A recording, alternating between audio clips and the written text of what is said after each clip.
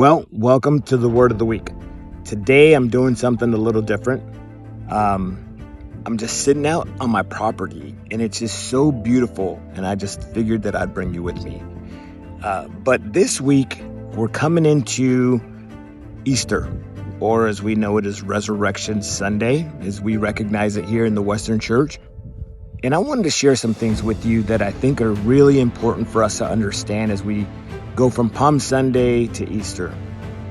You know, I got a revelation on why Jesus came, and I want to share just 3 points with you. I'm going to try to make this super quick, but Jesus came for 3 reasons. I'm sure he came for multiple, but here's 3 that I want to share with you.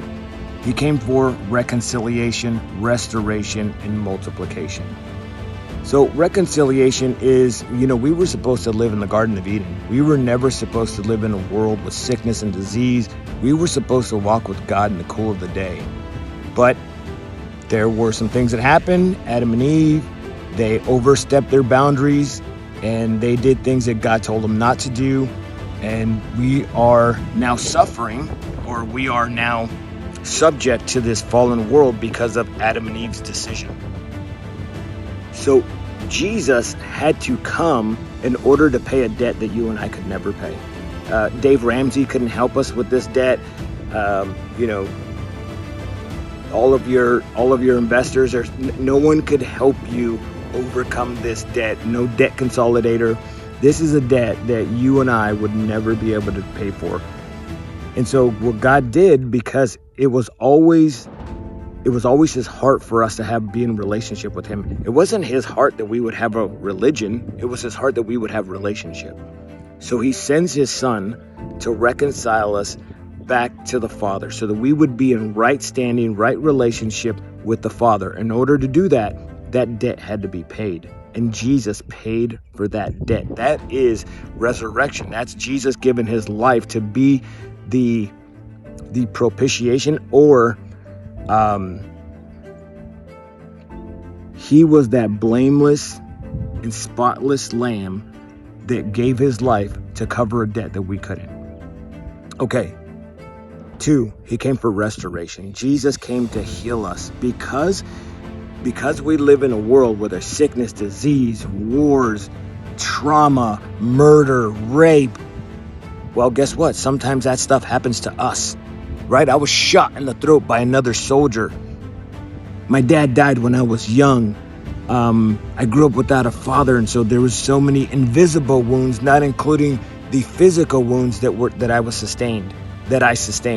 And so Jesus has to come and heal us from the things that have happened, because we live in this fallen world and we live amongst fallen people. So he came to reconcile us back to the Father, and then he came to heal us. And then the last thing is it's multiplication.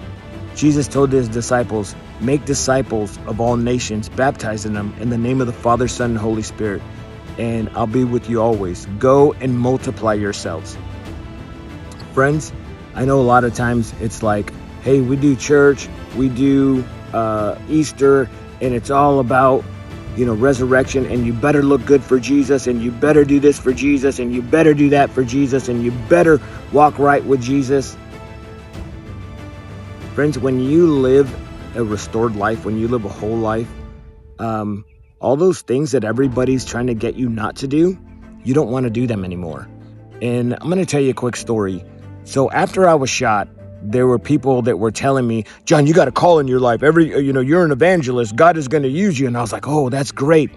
And then they started telling me, well, if you're going to be a man of God, if you're going to be a leader in the body of Christ, then 1 Timothy chapter 3 says that your home needs to look like this, and you need to look like this, and your wife needs to look like this in your home, and you need to be like this. And here's all the standards. And yes, that's true. It's in there. Paul left it in there for us, because if we're going to be leaders in the body of Christ, then there has to be standards. However, my wife had lost both her parents 9 days apart, 6 months before I was shot. And she was healing. She was bleeding out. And what happened is we used to drink a lot back in the day. So during that time, as we're recovering and now we're become leaders in the body of Christ, my wife is drinking still. And I'm like, hey, like, you need to stop that drinking because we got to look like this and we got to be like that and blah, blah, blah. And, this is, Pastor so-and-so and evangelist so-and-so told us this and we need to do this. And so what I was doing is I was trying to make my wife into God's image, right? So I wasn't interested in her healing. I was just want to make sure that we look good and that we acted good and we're on the outside, we're good. And so, Jesus has a conversation with me. He's like, what are you doing? I said, oh, Jesus, man, we're going to church and, you saved me so I could tell the world about you. I could help people. And he's like, yeah, well, what about your wife? And I'm like, oh, yeah, she's good. Hey, Jesus, we're getting better. And he's like, well, you're actually working against me. And I was like, well, what do you mean? Like, how am I working against you? He's like, I'm trying to heal your wife because she is wounded. She is hurt from losing both her parents. Her daddy, she was a daddy's girl. She is hurt. The drinking is not because she wants to be drunk.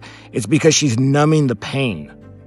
I'm trying to heal your wife and you're trying to make her into my image. You're actually working against me.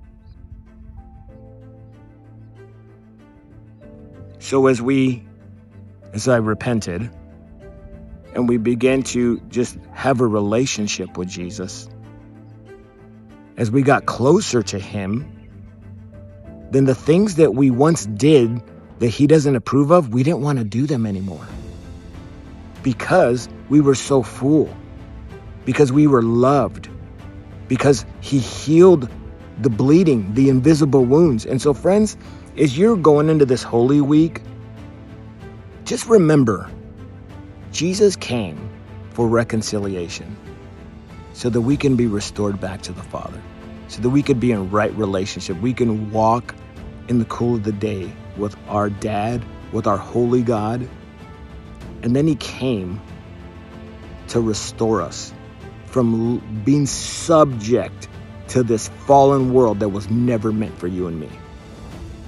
And then he wants to multiply us. After you're reconciled, after you're healed, then he wants to send you back to where you came from with all your scars and your tattoos and whatever you got. And he wants to send you back into the place where he's not invited so that you can tell your friends about him. Why does he send you back to the place where you came from? Because you smell like the sheep. And they trust you. They trust you. All right. Hey, Jesus is resurrected from the dead. He came to reconcile us, restore us, and then multiply us. You have a blessed week. All right. I love you so much. I'll talk to you soon. Bye-bye.